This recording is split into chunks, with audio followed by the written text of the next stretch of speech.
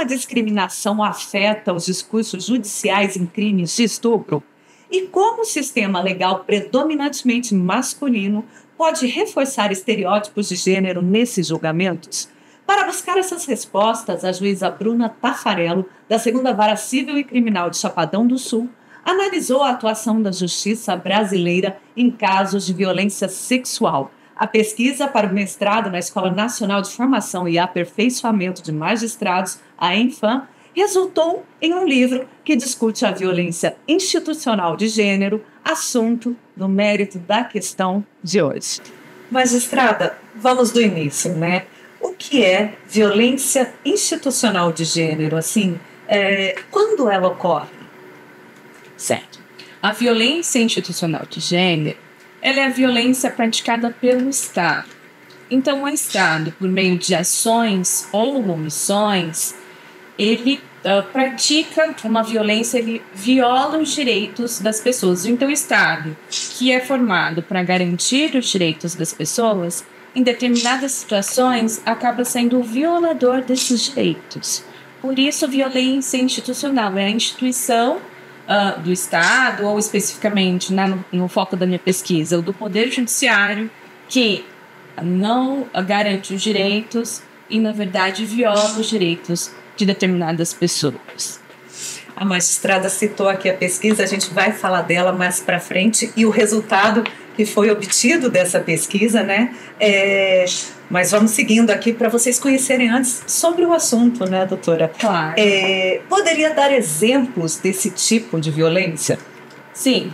Nós tivemos recentemente, há 1 ou 2 anos atrás, o julgamento pelo Supremo Tribunal Federal de uma DPF, que tratou justamente dessa questão de violência institucional pelo Poder Judiciário. E nessa DPF, o Supremo entendeu que algumas condutas praticadas durante um processo de apuração de violência sexual configuram a violência institucional. Exemplos dessas condutas citadas nessa ADPF. Questionamentos a respeito da vida sexual pregressa da vítima. Então, o que ela fez antes daquilo é uma violência institucional, porque aponta fatos que não têm relevância ali para o desdobramento da ação penal. Também expor a mulher vítima de qualquer crime a perguntas vexatórias, especialmente a perguntas que não têm relação com os fatos que estão apurados, de acordo com o Supremo, configura violência institucional. E quando falamos em mulheres negras e indígenas, a situação ela é ainda mais falha? Sim, a situação é mais falha, é mais preocupante, porque entra nessa parte a discriminação composta ou interseccional. Então, nós observamos nesses casos que há a junção de fatores discriminatórios em relação, além do gênero, a raça, a etnia, a classe social, e a junção desses fatores potencializa as discriminações que essas mulheres sofrem e, em consequência, dificulta o acesso a direitos básicos, a direitos fundamentais, inclusive a esse direito fundamental que é o acesso à justiça.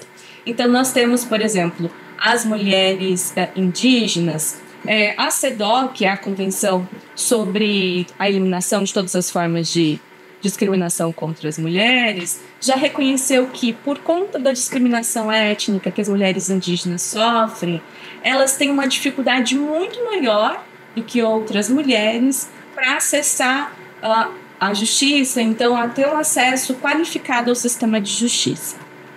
Então, parece que é vítima 2 vezes, né? Infelizmente, sim. E violência institucional de gênero é crime?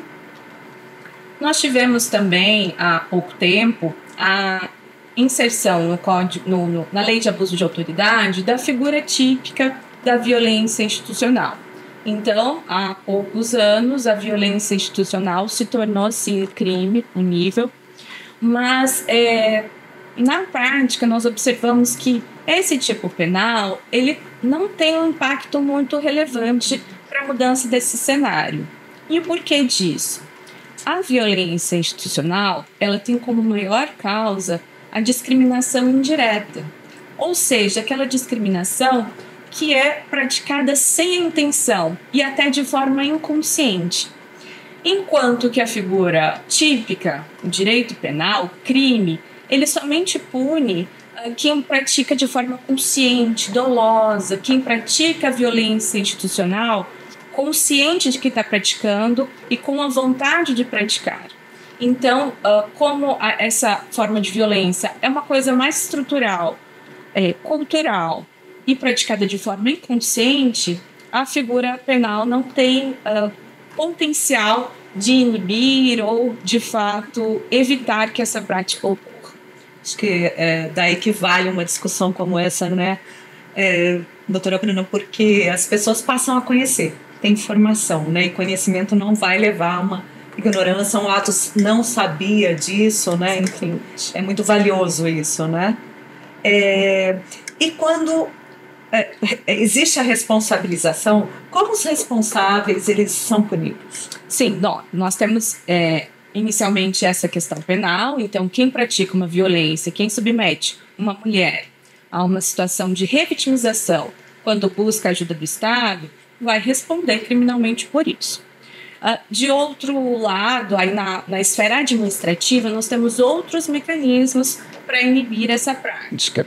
O Comitê CEDAW, ele determina que os estados tenham mecanismos administrativos para prestar contas do sistema de justiça, para que as mulheres não sofram violência pelo sistema de justiça.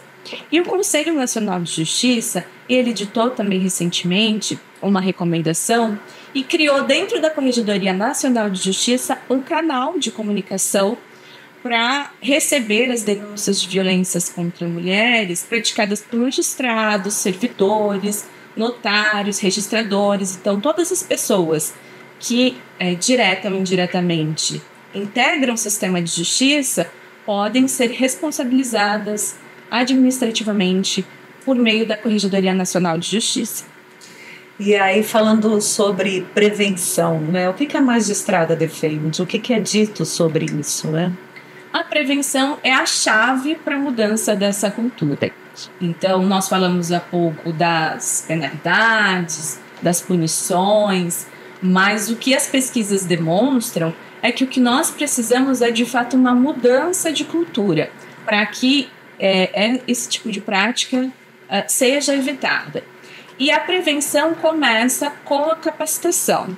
Então, é preciso que seja investido em capacitação constante, adequada, periódica, de todas as pessoas que compõem o sistema de justiça, né? Claro, a pesquisa aborda a questão dos magistrados, magistradas, mas é importante também que todas as pessoas que compõem o sistema de justiça, inclusive fora do Poder Judiciário, né? Ministério Público, Defensoria, OAB, todos sejam adequadamente capacitados para ter consciência dos estereótipos de gênero, do que é discriminação, de quais são as questões culturais em que estamos inseridos e que colocam as mulheres em situação de subjugamento, e a partir dessa consciência a gente possa construir um sistema de justiça de fato acessível de forma adequada para todas as pessoas.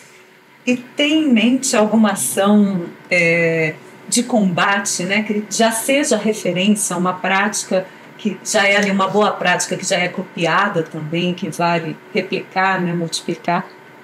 Nós temos pela Escola Nacional de Formação muitos cursos de capacitação em relação ao protocolo de julgamento com perspectiva de gênero e o protocolo de julgamento com perspectiva racial, que os protocolos eles trazem justamente essa consciência de todas as questões que estão enraizadas e que às vezes no nosso cotidiano a gente não consegue ter esse olhar de estranhamento, porque é uma coisa tão corriqueira, tão normalizada, e a partir desse conhecimento trazido pelos protocolos, a gente consegue compreender que algumas práticas causam essa revitimização, colocam as mulheres negras, em uma situação de maior vulnerabilidade, quando o adequado seria a gente tratá-las de uma forma mais adequada para que a situação de vulnerabilidade em que ela se encontra no momento em que procura o judiciário seja solucionada. Então, os protocolos são instrumentos bastante interessantes nesse combate à violência institucional.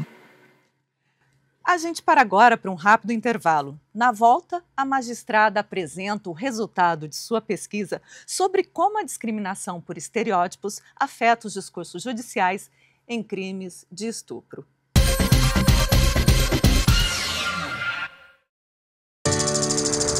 Os números dizem muito sobre o desenvolvimento de Mato Grosso do Sul. Mas as vidas transformadas dizem muito mais. Não basta investir mais em educação. É preciso criar oportunidades em cada etapa da vida. Não é sobre criar mais um auxílio. É a chance de recomeçar com dignidade e segurança. Não é apenas um programa de moradia. É um meio de finalmente sair do aluguel e conquistar a casa própria. Não é só uma política de incentivo, são novas indústrias, empresas e milhares de empregos gerados. É a carteira assinada da Larissa, do Manuel, da Bia e de tantos outros sul-mato-grossenses. Não são apenas projetos, debates, leis. É todo o desenvolvimento de um estado até aqui. E todo o futuro que estamos construindo. Assembleia Legislativa de Mato Grosso do Sul, Estado do Pantanal.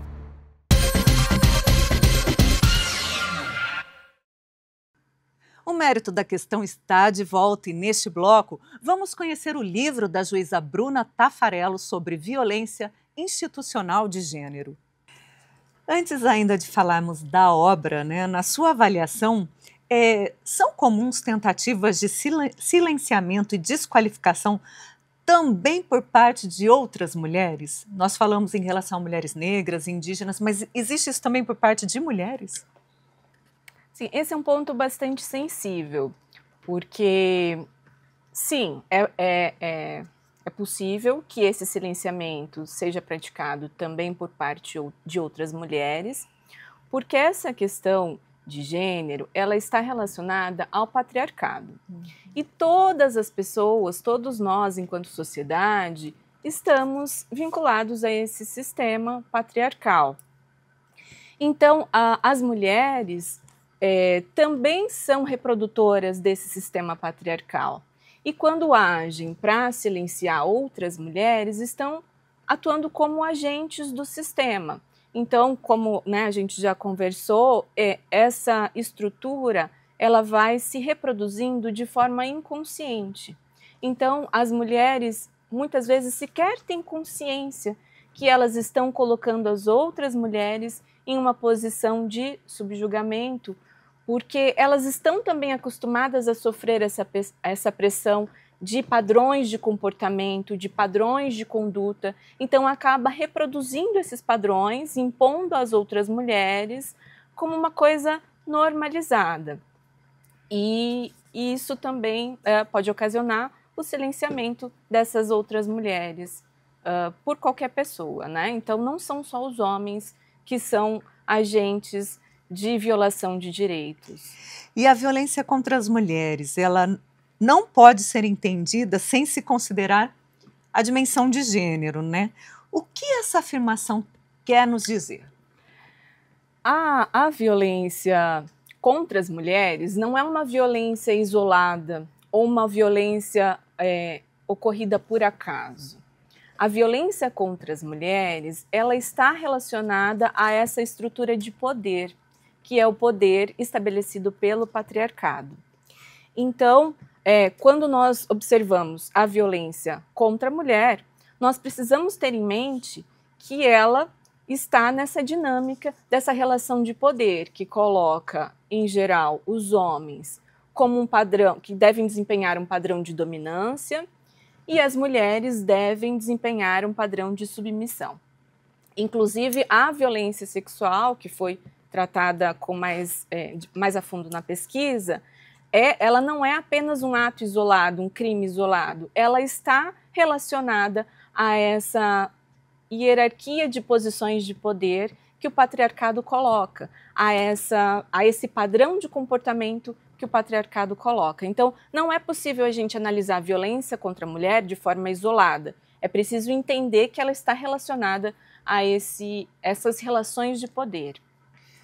Agora sim, né, sobre o livro, ele é resultado, né, da pesquisa que a magistrada fez para um curso, né, para uma pós-graduação, como a discriminação por estereótipos afeta os discursos judiciais em crimes de estupro.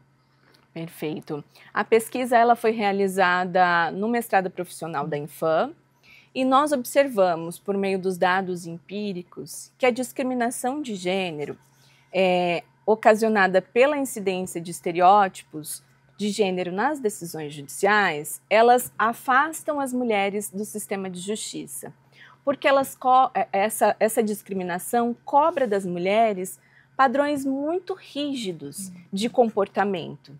Então, a partir do momento em que quem está julgando não observa que as mulheres ali tidas como vítimas nos processos desempenham aquele padrão rígido de comportamento, a palavra delas muitas vezes são questionadas, são colocadas em xeque. E aí há o que nós chamamos de uma inversão dos papéis no processo penal. Então, ela deixa de ser vítima e passa a ter que se defender, comprovar que ela não mentiu, comprovar que ela não inventou a história, e isso é uma forma de violência institucional. Uma nova violência, né? Como a gente falou aqui. O sistema legal, né, predominantemente masculino, acaba por reforçar estereótipos de gênero nos julgamentos de estupro, que é isso que a gente estava até já começando a falar sobre isso, né? Mas é um resultado da pesquisa também, é algo muito visto, muito... Sim, nós observamos algumas questões que foram bastante interessantes. Um dos pontos que chamou muita atenção na pesquisa empírica foi a predominância de citação de autores masculinos. Então, embora as mulheres estejam muito presentes na academia, tenham muitas produções científicas, nas decisões judiciais, elas não são citadas como reforços argumentativos. Então, há uma predominância de autores homens. Então, o que se busca fundamentar nas decisões é sempre a partir do que foi escrito por homens. As mulheres, nos documentos que eu analisei, sequer foram citadas. Todas as citações, todas as referências foram de autores homens. Nós também temos, isso já é um dado muito conhecido, a subrepresentação feminina no segundo grau de jurisdição. Então, de todas as decisões analisadas, 83% delas foram relatadas por homens.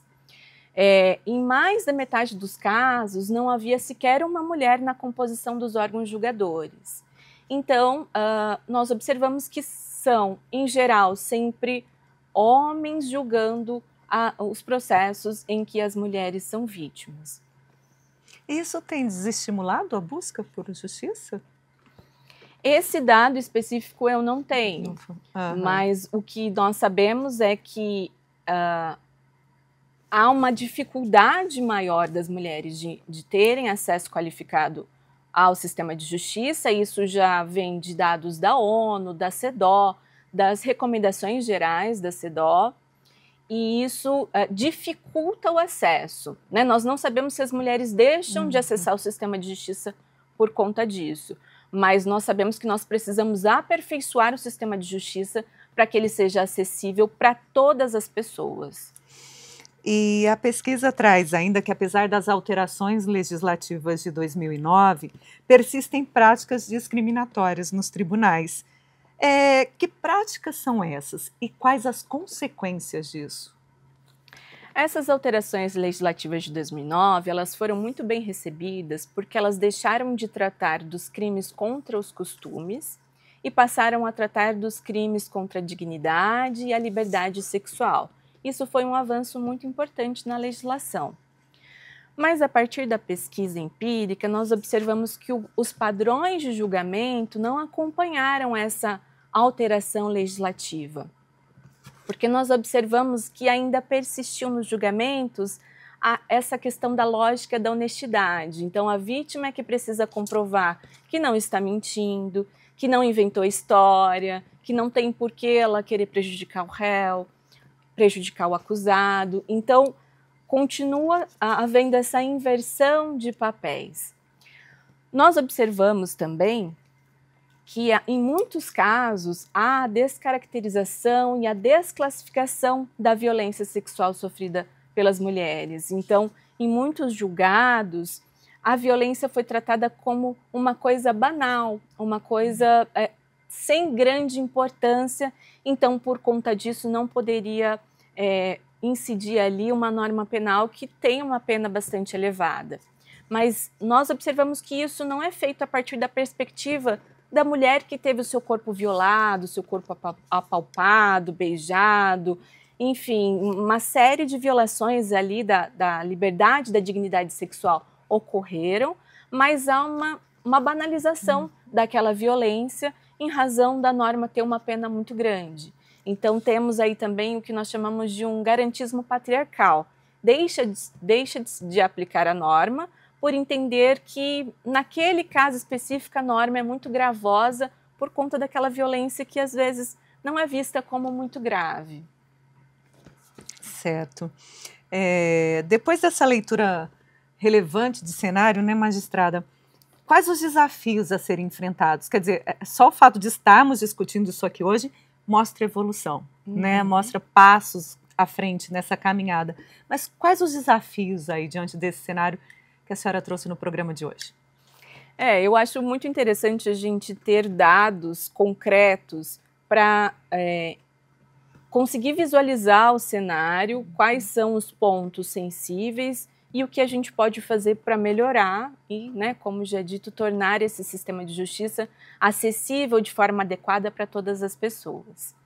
E eu entendo que, primeiro, essa conscientização, então, a partir dos dados, a gente compreender quais são os problemas existentes e buscar soluções para transformar o sistema, para melhorar e para aperfeiçoar, né, o nosso serviço, nossa prestação jurisdicional, que é a finalidade para estarmos todas e todos aqui, né? Bom, obrigada por se dedicar a fazer esse estudo, né, a trazer isso para o mérito da questão de hoje, informar as pessoas, porque parece que a conscientização é a base dessa mudança, né? Sim, com certeza. A conscientização e a capacitação, né? Então, a gente precisa ter consciência do problema e se capacitar para poder, de fato, entregar uma jurisdição adequada e acessível para todos. Obrigada. Eu que agradeço.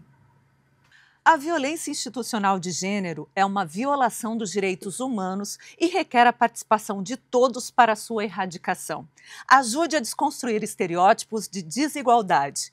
Agora, caso seja vítima, procure os canais especializados de denúncia, como a Central de Atendimento à Mulher no 180 ou Disque 100 para a Ouvidoria Nacional de Direitos Humanos. Até o próximo programa.